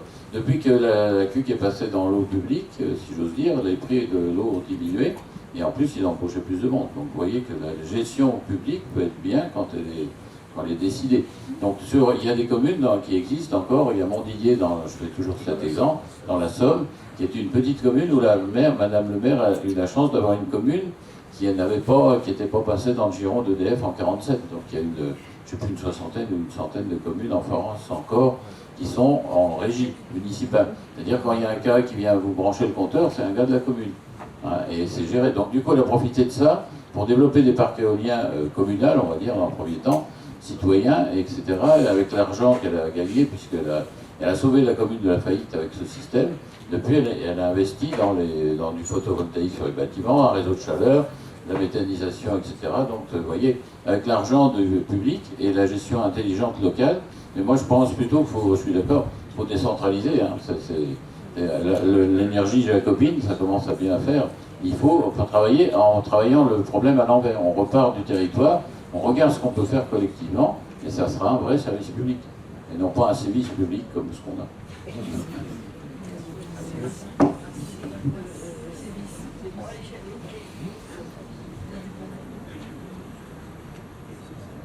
Moi, j'avais une question sur l'aspect politique de nos mouvements. Pour contrer le projet Flamanville, je crois qu'il y a des échéances à respecter. S'ils sont en retard sur la mise en route là, en 2017 ou je sais pas quoi, on a un levier, il y a un levier juridique qui va tomber et qui va les embêter. Là. Et 2017, l'autorisation donc, de travaux, elle tombe. C'est-à-dire qu'il y avait 10 ans d'autorisation de travaux. En 2017, 2017, avril 2017, donc c'est fini. Donc, mais théoriquement, donc le chantier doit s'arrêter. C'est clair. Bon, faisons pas d'illusions. Un décret, ça se modifie, ça se remplace. Hein. On est dans un système de pouvoir où de toute façon les lois, on s'assoit dessus. Donc un nouveau décret sera pris certainement, qui va donc prolonger l'autorisation de travaux jusqu'à au moins ce qu'a demandé EDF, c'est-à-dire 2018, voire 2019, parce qu'on ne se fait pas d'illusions, je pense que 2018, ils ne tiendront pas non plus. Donc voilà. En fait, cette autorisation de travaux, ça voulait dire simplement que donc, EDF devait mettre en production le réacteur EPR pour avril 2017. Hein. S'il n'était pas mis en route, normalement il devait arrêter les travaux, puis à un moment donné, il faut refaire une enquête publique. Vous imaginez le bordel. Donc c'est pour ça qu'on a fait aussi cette manifestation, ce rassemblement ici donc, à l'automne. Il y avait deux raisons. Hein. Il y avait donc cette échéance d'avril 2017, et puis il y a les présidentielles. Bon, ce n'est que le début, hein, parce que c'est vrai que plus on va se rapprocher de la mise en service, plus il faudra être donc vigilant et se mobiliser, parce qu'il est hors de question, j'ai parlé du risque, hein, c'est un petit peu le sujet de notre débat, mais on a parlé du risque de l'EPR, c'est vraiment le réacteur le plus dangereux qui aura jamais été construit sur la planète. Dès sa conception, dès maintenant, on sait qu'il sera le plus dangereux qui ait jamais été construit. Hein, avec des défauts graves, très graves, une surpuissance. Hein, on ne connaît pas tous les problèmes, on sait qu'il y a aussi des problèmes pour le moment avec l'électronique de commande. Mais ça, on en parle peu, mais bon, c'est pas le lieu forcément de développer tout ça. On va peut-être passer à une autre question, si j'ai répondu à cette question de la réseau de travaux. Oui. Bonjour, je me présente. Ça marche? Oui, ça marche. Je me présente, je suis de la maison de Bure. Le projet TGO d'enfouissement des déchets les plus radioactifs en 500 mètres de profondeur. Et nous avons créé, donc il y a plusieurs associations qui luttent contre. Donc nous sommes le Bure Zone Libre, BCDL, qui gère une maison d'accueil et de lutte à Bure lui-même. Et on a une ressource qu'on n'a pas beaucoup citée, c'est la géothermie. Il y a eu un forage il y a quelques années où Andra a visiblement triché. On a la preuve qu'ils n'ont pas suivi les procédures du nettoyage des tuyaux et le résultat était donc faible. Puisqu'on a d'autres analyses et d'autres commentaires de scientifiques qui disent qu'il y a un potentiel énorme justement sous cette couche d'argile dans laquelle ils veulent creuser et faire cet stockage des déchets. Et je voudrais donc savoir si c'est il y a un petit comité qui travaille sur la géothermie. Si votre association était capable de répondre à certaines questions qu'on se pose, et si on peut peut-être monter un dossier, parce que il y a un aspect qui n'a pas été trop abordé, l'industrie nucléaire fait souvent allusion à la création d'emplois. Et ça, c'est un argument qui, chez nous, est très important parce que c'est une région très peu peuplée. Il y a 5 à 6 habitants au kilomètre carré et les jeunes, ils partent. Et Andras, dans ce labo, occupe actuellement 300 personnes. Donc, création d'emplois est très important pour nous et de savoir si vous avez des chiffres, des projets qui ont été faits pour voir si un projet géothermique pourrait donc apporter d'autres emplois. Et ainsi, voilà. Merci pour la réponse. Alors effectivement, je ne vais pas parler beaucoup de géothermie parce qu'on est très peu concerné dans le massif armoricain, comme j'expliquais. Il faudrait aller très loin. Donc on n'a pas de ressources réelles géothermie. On a de la pompe à chaleur géothermale classique, comme on parlait.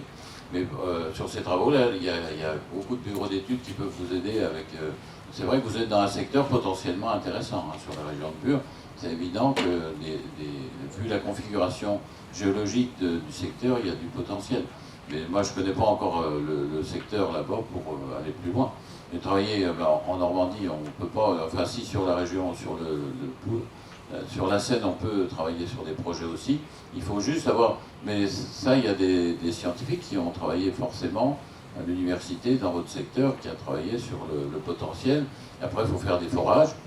Moi, j'ai juste travaillé sur un projet à La Réunion, mais là, c'est plus facile d'en trouver, c'est clair. Mais dans votre secteur, potentiellement, il y a du potentiel. Mais moi, je ne connais pas. Hein. Et je pense que vous trouverez plus facilement des gens localement qui ont une meilleure compétence sur... Faut que je veux me défausser, mais là, c'est encore une spécialité. Hein. Non, mais je crois qu'on est au cœur là, du débat qu'on a voulu initier ici, c'est-à-dire que c'est aux gens localement, d'accord, de se saisir de tous ces potentiels donc, énergétiques. Et donc là, on parle de géothermie, je crois qu'effectivement, il faut rechercher à mutualiser, à fédérer, à mutualiser tous les acteurs locaux dont on va parler, des citoyens et collectivités, c'est le point de départ, d'accord, pour faire une étude. D'accord, donc effectivement, il y a une étude qui a été faite, qui n'était pas concluante. Vous pouvez en faire une deuxième, d'accord, il faut la financer. Et c'est à vous de vous prendre en main. Ah, ok, je crois que c'est ça le sens de ce qu'on veut dire. Et puis, si vous avez besoin d'aide, moi je dis, il y a énergie partagée. Hein, donc vous avez ici Michel, il a bien expliqué comment ça fonctionnait. Ils pourront vous aider à financer ces études-là. Éventuellement, financer un projet, je pense, en géothermie, ça fait partie des challenges. Hein. Il y a un fonds géothermie. Voilà. Il y a un fonds géothermie qui existe et que vous connaissez peut-être, qui permet de cofinancer des forages. Bonjour messieurs, merci pour votre causerie. J'ai une question concernant la loi littorale. La loi littorale favorise-t-elle ou défavorise-t-elle l'éolien? Question courte. Alors, on voit qu'elle défavorise plutôt, mais c'est faux parce que sur les questions éoliennes et le paysage, c'est vraiment une question qui divise et qui clive. Alors, on se dit l'éolien déforme, détruit les paysages, mais on oublie de regarder en bas tout ce qu'il y a, les routes, les maisons. Sur le littoral, je crois que toutes les constructions défigurent davantage le paysage que les quelques éoliennes qu'il peut avoir. Mais après, au niveau de la loi, bon, plus précisément, je ne sais pas, je sais que c'est difficile d'implanter, notamment surtout les littoraux. Il y a des endroits où on arrive à en mettre quand même. Après, il y a aussi les analyses que font les préfets qui ne sont pas toujours les mêmes partout. Et selon les préfets, ça change. Oui, et le plus marrant, c'est que vous vous rappelez peut-être pour les vieux, À Saint-Rémy-des-Landes, il y avait une éolienne d'1 mégawatt dans les années 70-80, qui était en bord de mer, là où il y a encore la pale dans le sable. Hein. Moi, je l'ai gratouillée, on la trouve toujours. Il y a même le poste de transformation. C'est pour ça qu'ils sont partis à Jersey par ce biais-là. Parce qu'ils arrivaient, ils avaient le poste de source, qui était en bord de mer. Donc à l'époque, il y avait un test avec les Danois, c'était EDF. Et quand on a lancé le programme nucléaire, on a démonté l'éolienne en disant, ben non, nous on va pas, voilà, puis il y a des problèmes de sable dans les roulements, etc. C'est une catastrophe. Donc on a laissé tomber, comme la pile à combustible, on a laissé tomber une compétence. À l'époque, c'était une éolienne tripode avec un pied béton, ce qui n'était pas très joli. Mais c'était un peu les premières machines. Donc il y a eu ça au bord de mer. Allez voir le câble, il y a encore, enfin le poste source, puisqu'il alimente Jersey. C'est pour ça qu'ils sont partis de si bas. C'était con de mettre le fil, il fallait mettre le fil au plus court, mais non, ils avaient un gap. Ouais, enfin la loi littorale, c'est un peu n'importe quoi, parce qu'en fait, bon, c'est plus les causes maintenant qui nous embêtent hein, sur les destinations des différents territoires, donc l'énergie, agriculture, habitat, action, etc. Moi j'habite à côté du golfe du Morbihan, donc a priori il n'y a aucune raison qu'on ne puisse pas implanter à 10 km du golfe donc des éoliennes. Alors, on a eu des problèmes, comme ici avec le Saint-Michel d'ailleurs, hein, parce que c'était visible depuis le golfe du Morbihan. Mais est-ce qu'on imagine d'accord, qu'il faudrait tout cacher, les châteaux d'eau, etc. D'accord, pour simplement des zones où les maisons, les bateaux, etc. Donc je crois que c'est plus dans l'acceptation locale. Et après, donc une justice et des jurisprudences qui effectivement sont assez curieuses hein, et qui donnent raison souvent aux anti-éoliens parce que c'est une sorte de principe de précaution à l'envers. Vous êtes au courant du parc Noirmoutier? Oui, moi sur l'Atlantique, donc effectivement il y a Noirmoutier, il y a donc la Baule Saint-Nazaire, et puis donc là, au large de Groix, puisque donc le Premier ministre est allé récemment pour un peu son lancement. Donc là, sur le sud de Groix, c'est de l'éolien offshore, mais donc qui sera flottant.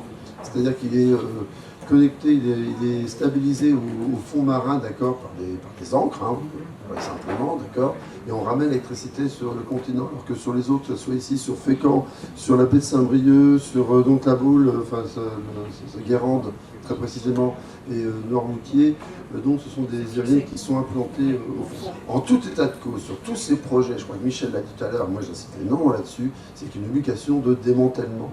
Donc de toute façon, tout ça, c'est du démontable, et c'est vrai, contrairement au nucléaire. D'accord ? Il faut quand même relativiser les choses. Hein.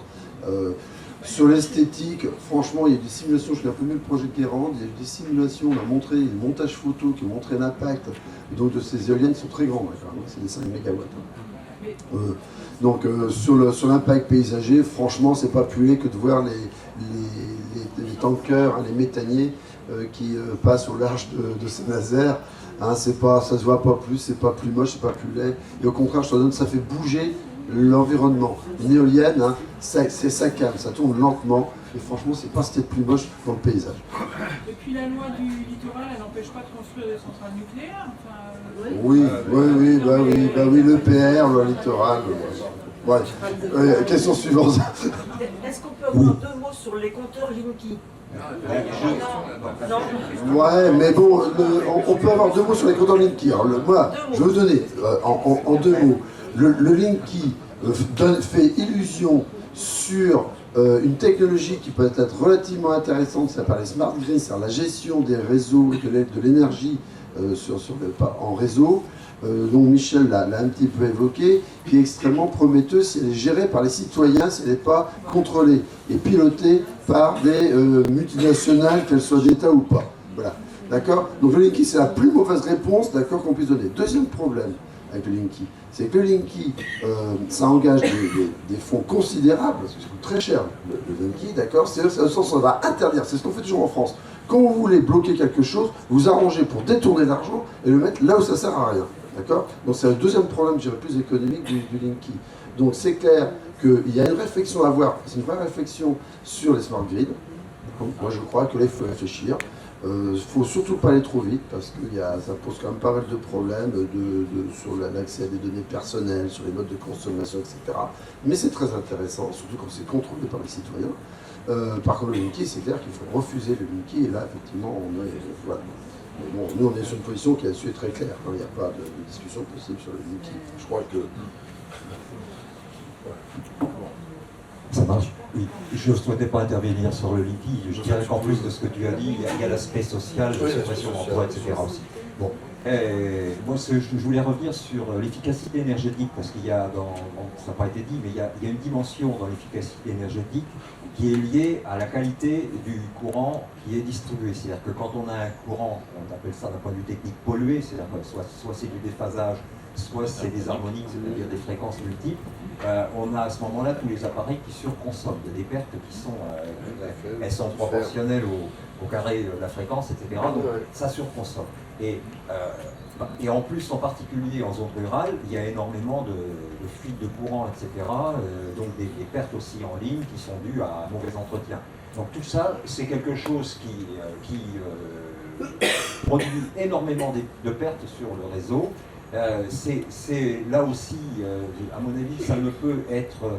on peut gagner énormément là-dessus, à condition aussi que les citoyens s'en mêlent. C'est-à-dire que quand il y a des branches qui touchent, quand il y a des fuites, etc., c'est aux gens localement d'intervenir vis-à-vis de RDF, etc. Je pense que c'est un élément extrêmement important de l'efficacité énergétique.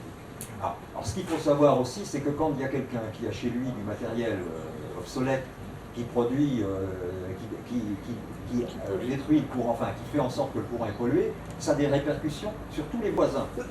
Non seulement celui qui a des mauvais appareils surconsomme, mais il oblige tous ses voisins à surconsommer sans qu'ils s'en rendent compte. Bon, ça c'est quelque chose, d'un point de vue social, c'est un vrai problème.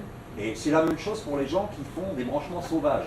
Branchement sauvage, ça produit des surconsommations. Donc ça, je trouve qu'il faudrait que ce soit bien étudié, bien intégré, parce qu'on a peu de données techniques là-dessus. C'est la question que je voulais poser, c'est est-ce que vous avez des études précises là-dessus? Alors oui, merci d'avoir posé. C'est un peu technique, c'est vrai comme aspect, mais néanmoins c'est fondamental. Je ne l'ai pas évoqué parce que je ne veux pas rentrer dans les détails, mais nous, par exemple, quand on fait des audits énergétiques, on met un petit appareil américain qui mesure justement les harmoniques, les taux de déphasage, et on voit bien que le réseau, il est très très abîmé. Enfin, quand vous êtes en bout de ligne, à l'heure de la traite, j'ai rien contre avec des vieilles machines à traire, des fois des vieux moteurs, etc., vous avez des trucs bizarres qui se passent sur le réseau. Effectivement, et ça c'est très polluant, ça, comme tu l'as dit à juste titre, ça entraîne des surconsommations, des tas de problèmes de qualité de courant et de consommation. Et ça, on peut y travailler, et d'où l'intérêt des smart grids, puisque là, on va, sur le territoire en question, on va analyser tous les courants. Et on travaille même avec le CSTB, là, qui va nous aider à faire une radiographie du réseau côté EDF. Et là, c'est intéressant, parce qu'on va regarder que le diamètre des câbles, il est surdimensionné pour le chauffage électrique, les transfos sont surdimensionnés, et ainsi de suite. Donc on va pouvoir analyser la pollution, et lié aussi aux industriels qui, des fois, tu avais des anciennes industries où tu avais tous les néons qui s'allument le matin avec des vieux ferros résonnants. Ça faisait des milliers de tubes qui mettent en route. C'était l'homme de Néandertal à l'époque. Et ça, on ne le prenait pas en compte. Donc la pollution du courant électrique et les travaux qui sont sur les smart grids, c'est l'une des bases.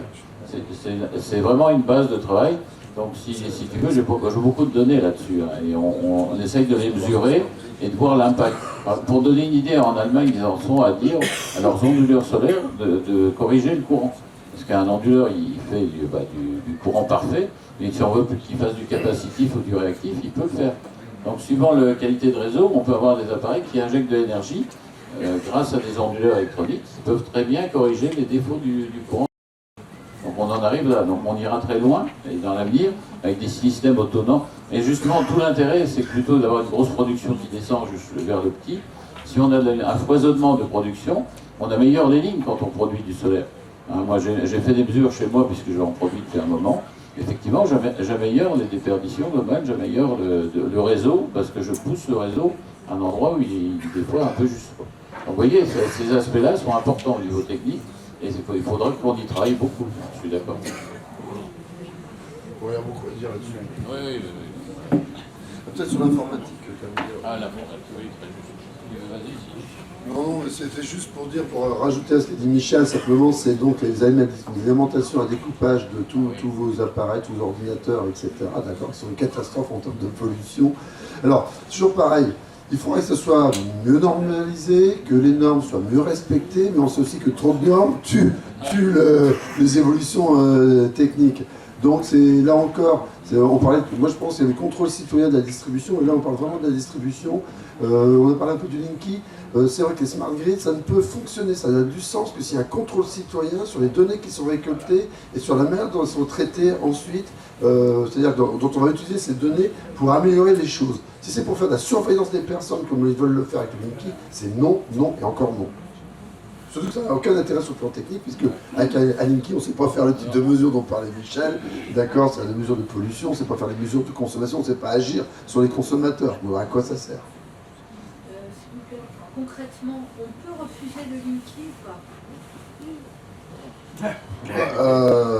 Je ne vais pas vous conseiller, parce que je suis suffisamment responsable, d'accord, pour ne pas vous engager dans des procédures qui... Alors des gens qui refusent. Actuellement, donc, il y a des poursuites qui commencent à être engagées, mais ils sont très prudents parce qu'il y a une situation juridique qui est très très compliquée. Donc moi, je veux dire, moi j'ai vu un jour quelqu'un de chez ERDF qui est arrivé, qui m'a dit: je viens vous remplacer votre compteur, qui avait 1 an, c'est tout neuf, donc il vient vous remplacer. Pourquoi vous remplacez? Parce que on a peur qu'avec le Linky, il y ait trop grosse différence de comptage. Donc vous mettez un compteur, on sait que ce compteur-là, il a des défauts, il sous-estime un peu, donc vous mettez un compteur qui consomme un peu plus, qui va faire l'intermédiaire sur le comptage. Attendez, là, c'est quoi? Alors j'ai dit, je peux refuser le compteur. Non, parce que vous êtes obligé d'avoir un compteur. Je peux refuser le Linky. Il m'a dit: ah, le Linky, ça ne me concerne pas, ça fera voir. Voilà. On en est dans cette situation-là, donc moi, je ne vais pas vous conseiller, c'est de la responsabilité individuelle.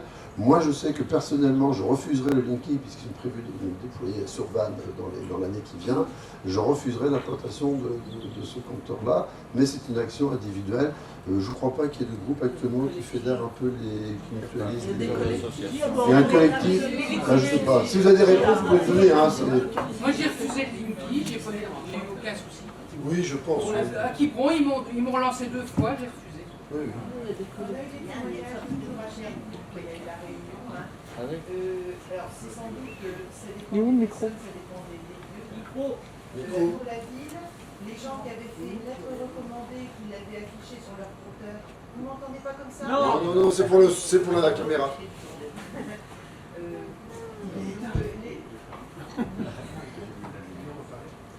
Cherbourg, les gens qui avaient fait une lettre recommandée, qui l'avaient affichée sur leur compteur, ils n'en ont pas tenu compte, ils ont installé les compteurs quand même. La personne qui a une efficacité, c'est celle qui a fait quelque chose par huissier. Ça lui a coûté 75 €, et pour l'instant, ça a stoppé l'installation du compteur, on ne sait pas pour combien de temps. De toute façon, vous êtes obligé d'être présent parce qu'il y a une coupure du courant chez vous, ce qui peut avoir des conséquences dramatiques si par exemple une personne handicapée, etc. Oui, alors attendez, parce que là, ils sont obligés d'être présents chez vous. Vous pouvez dire que vous avez une personne à un handicap, quelqu'un qui a un truc électrique pour le cœur, etc. Et qu'en cas de coupure, il va avoir un mort. Je peux vous dire que le jour où ça se produit, on se calme. Ouais. Oui,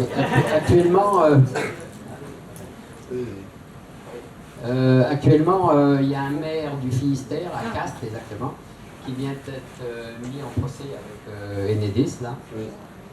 Et voilà, et il a le soutien des maires de France, apparemment, dans le journal de hier, hein, ils en parlaient. Donc il refuse le Linky sur sa commune. Hein. Voilà. Oh, c'est bien. Bon, il y avait une question de vous, là. Ouais. On va revenir avec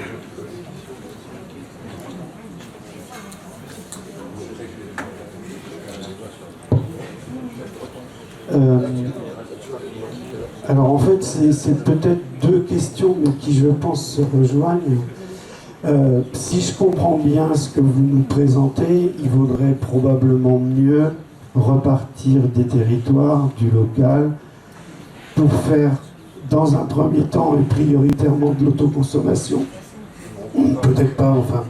Et si je comprends bien la vision des grands énergéticiens, eux, ce serait plutôt de faire un réseau au niveau européen où tous les gros se redistribuent à la fois la production et les billes qui vont avec. Est-ce que d'après vous, ces 2 visions-là sont quelque part conciliables ou est-ce que vraiment elles sont antagonistes et l'une automatiquement devrait empêcher l'autre? C'est la première question. Et une autre qui, je pense, la rejoint, parce que là, bon, évidemment, on parle d'énergie, mais les ressources. Si on multiplie au plan local des petits points d'énergie, quand bien même ils seraient en autoconsommation le plus possible, est-ce qu'on ne va pas à l'encontre, là, des capacités de ressources et voilà, de tous les autres plans dont on doit aussi s'occuper? Alors, moi, juste très rapidement, sauf que le temps passe, il va falloir qu'on s'arrête sur les questions.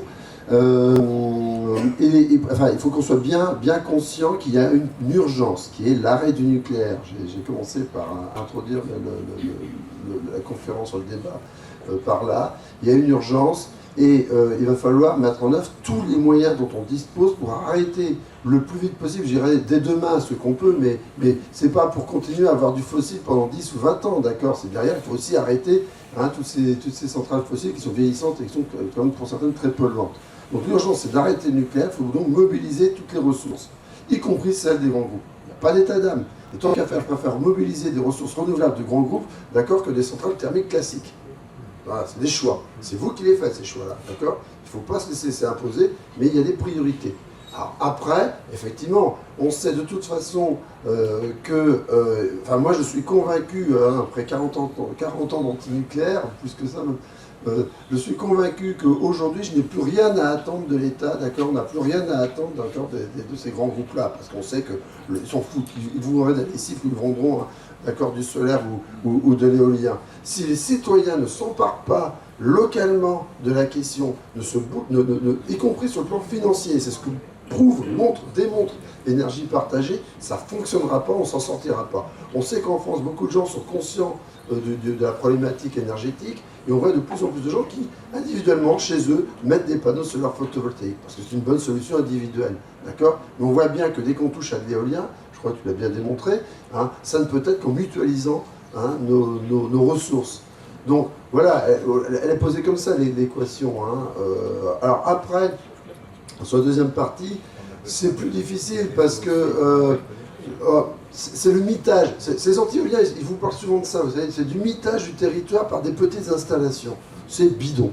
C'est totalement bidon. Si les citoyens, si les gens, moi je suis dans un conseil de quartier dans ma commune, si les gens qui s'impliquent dans la vie de leur commune, d'accord, on décide de mettre en place une solution énergétique, d'accord, ils ne sont pas fous, il ne faut pas faire n'importe quoi, en fait. On leur fait confiance quand même à ces gens-là. Et là, je ne suis pas inquiet, d'accord. Ça ne sera pas du mitage, ça sera l'utilisation intelligente des ressources locales pour produire de l'énergie. Il faut le voir comme ça. Voilà. Je pense que vous avez plein de choses à dire derrière parce que on est au cœur du débat. Oui, en fait, ce qui va se passer est passionnant. Effectivement, il va falloir analyser les besoins de consommation réels de chaque territoire, les potentiels réels de chaque territoire, et qu'enfin les citoyens du territoire choisissent qu'est-ce qu'ils font comme mix énergétique. En disant, moi je veux mettre des panneaux sur ma maison, mais peut-être plus que j'en consomme, mais ça va être consommé par les citoyens d'à côté, et ainsi de suite. On va vraiment arriver sur ce type de démarche. Et l'idée de l'Smart Grid, c'est de dire, par exemple, ce territoire, il doit être à l'équilibre. Je veux dire qu'il est autonome théoriquement, mais il reste raccordé au réseau surtout. Et le réseau, ça va permettre de faire du secours. Comme chez moi, dans ma maison, j'ai mis des batteries historiques à l'époque. S'il y a une coupure EDF, je ne le sais pas, moi, c'est ça qui est bien. Par contre, c'est vrai que si on en produit 8 €, c'est les voisins qui en profitent. C'est comme ça qu'il faut raisonner, avec des niveaux d'organisation et des niveaux de décision vraiment au niveau local. Et quand il y aura des communications d'informations sur qui consomme quoi à quel moment, collectivement, on peut décider de bien moduler les choses pour optimiser la production et la consommation. On va arriver sur des choses assez sympas, mais à condition qu'elles soient contrôlées. Parce que dans l'autre sens, vous voyez, c'est Linky, et on va regarder si vous allez pisser 3 fois par nuit parce que vous avez la prostate qui déconne, et on vous enverra la pub pour les médicaments qui vont avec.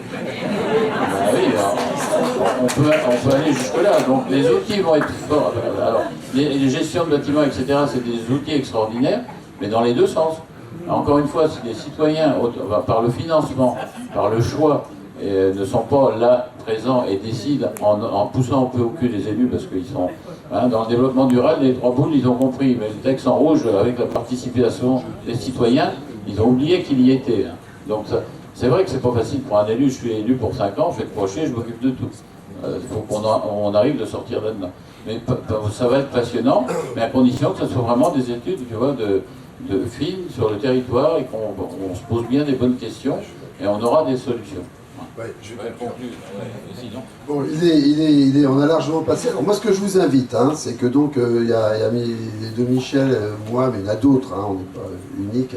Ce que je vous invite, c'est à vous ressaisir du débat qu'on a engagé aujourd'hui, cette question de agir localement, d'accord, pour l'avenir énergétique, parce qu'on peut le dire comme ça. Je voulais l'intituler comme ça au départ le débat, puis on m'a dit c'est pas. Voilà. Donc, vous en saisir, essayez de voir au niveau de votre commune, etc., d'accord, ce que vous pouvez faire, vous réunir, demander à des personnes de venir développer un peu ce qu'on a commencé à aborder ici, d'accord, et que vous soyez vraiment les acteurs, alors je ne vais pas dire la transition énergétique, moi je dirais de la révolution énergétique. D'accord, donc les acteurs de la révolution énergétique, c'est l'arrêt du nucléaire, parce que là il y a une urgence, mais si vous n'agissez pas, d'accord, je veux dire, la catastrophe elle est devant nous. Voilà. Donc merci.